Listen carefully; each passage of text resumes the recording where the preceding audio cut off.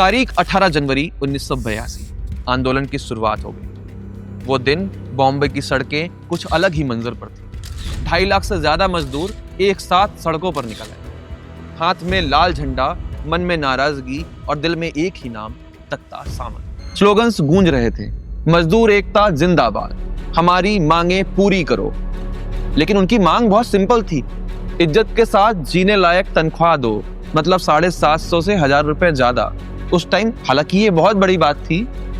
और इसी आंदोलन की पृष्ठभूमि में जब एक वर्कर ने मीडिया से बात करी तो उसने कहा था कि हम डॉक्टर सामंत के साथ इसलिए हैं क्योंकि वो हमारे अपने हैं, वो हमारे क्लिनिक में हमारे खून पसीने के दर्द को समझते थे।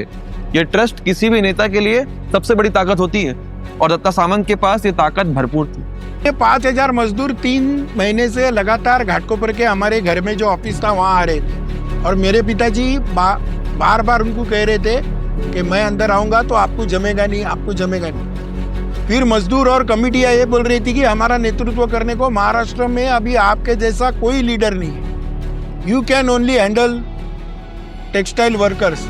तो पिताजी बोले अगर आप स्ट्राइक पे जाओगे तो सरकार, गवर्नमेंट और आपका घर कैसे चलेगा।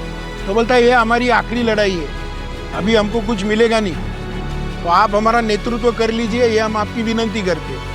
फिर लगातार 3 महीने आने के बाद 18 जनवरी तारीख मुकर्रर की गई और उस वक्त सेंचुरी मिल में पहली मीटिंग हुई और 18 जनवरी 1982 से ये मिल स्ट्राइक चालू हो गया। 2.5 लाख मजदूर एक दिन में एक आदमी के कहने पे स्ट्राइक पे चले गए। सरकार और मिल ऑनर्स का रिएक्शन आया। मिल मालिक और सरकार दोनों ने कहा कि ये डिमांड्स अनरियलिस्टिक है। सरकार ने हड़ताल को इलीगल बोलना शुरू कर दिया। एक तरफ मजदूरों के घर में चूल्हा बुझने लगा, बच्चे भूखे सोने लगे, दूसरी तरफ मिल ऑनर्स को भी लॉसेस होने लगे। लेकिन कोई पीछे हटने को रेडी नहीं था। कल्पना कीजिए 1.5 साल तक मजदूर बिना तनख्वाह के लड़ते रहे। कई मजदूर अपना घर छोड़कर स्लम में आ गए, कई मजदूरों ने आत्महत्या कर ली, बहुत सारे मजदूर रिक्शा चलाने लगे, कुछ ने छोटे मोटे धंधे शुरू कर दिए। पर जब तक दत्ता सामंत के साथ उनका विश्वास था, उन्होंने हार नहीं मानी। राष्ट्रीय मिल मजदूर संघ ने काम चालू किया, उनके साथ हाथ मिला के 30-40 रुपया पगार बढ़ाना, 100-200 रुपया बोनस बढ़ाता। इसके खिलाफ तो 2.5 लाख लोग स्ट्राइक पे गए थे। अगर आप इसको बोलते हो फेलियर है तो 2.5 लाख लोग 2 साल तक स्ट्राइक पे क्यों थे? जबकि विरोधी पक्ष नेता लोग हाथ जोड़ जोड़ के बोल रहे थे काम पे जाओ, दत्ता सामंत जी के नाद में मत लगो। तो ये मजदूरों ने किया हुआ स्ट्राइक था, दत्ता सामंत ने किया हुआ स्ट्राइक नहीं। और आज आप मेरे को एक बात बोलिए, दत्ता सामंत साहब जाके 28 साल हो गए, कहाँ पे स्ट्राइक हो रहा है? कहाँ गए सब मजदूर नेता लोग? आज तो मिली जुली सरकार चल रही है। आखिरकार हड़ताल अपने गोल्स अचीव नहीं कर पाई। ना सैलरी बढ़ी, ना कंडीशन सुधरी, बल्कि मुंबई की कई मिल्स परमानेंटली क्लोज हो गई। इस देश की पहली mill the Bombay spinning and weaving company भी इस स्ट्राइक के बाद से कभी शुरू नहीं हो पाई।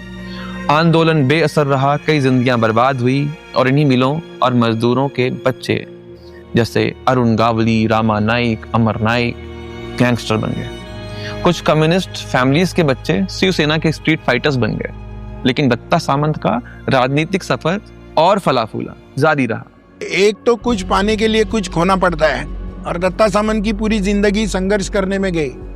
तो उन्होंने घड़ी 100 दफे बोला था कि ये स्ट्राइक लंबी चलेगी, आपको परवड़ेगा नहीं, सरकार मेरे खिलाफ है, कांग्रेस की, यहाँ के जो लोकल नेता है वो मेरे खिलाफ है।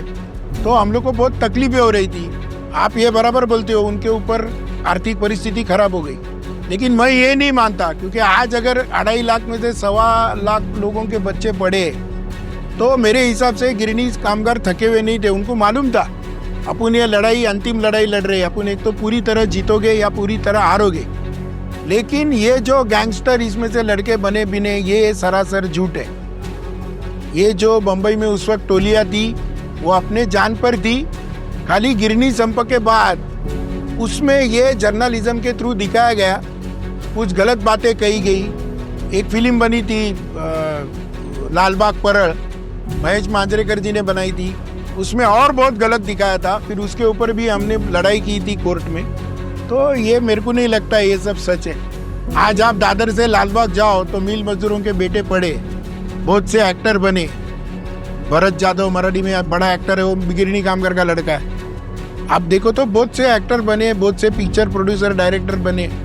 तो ये मैं नहीं मानता कि संघर्ष में सबका भला नहीं होता है। दत्ता सामंत जी ने 5,000 में समझो 4,000 4,500 फैक्ट्रियों में अच्छे एग्रीमेंट किए, बोनस किया, पगार हुआ। लेकिन 200-300 जिसके मालिक ही खराब थे, वो कंपनियां बंद हो गई, तो उसमें 10-15 मिले एनटीसी की। केंद्र सरकार कभी नहीं मानेगी। दत्ता सामंत क्यों, मोदी साहब भी यूनियन बनाएंगे तो एग्रीमेंट नहीं करेंगे, क्योंकि आज प्रशासन, जुडिशरी सब मालिकों के साथ है। तो आप ऐसे कैसे कह सकते हो कि इस स्ट्राइक के बाद गैंगस्टर बढ़े? उससे पहले बंबई में गैंग वॉर नहीं होता था क्या? होता था।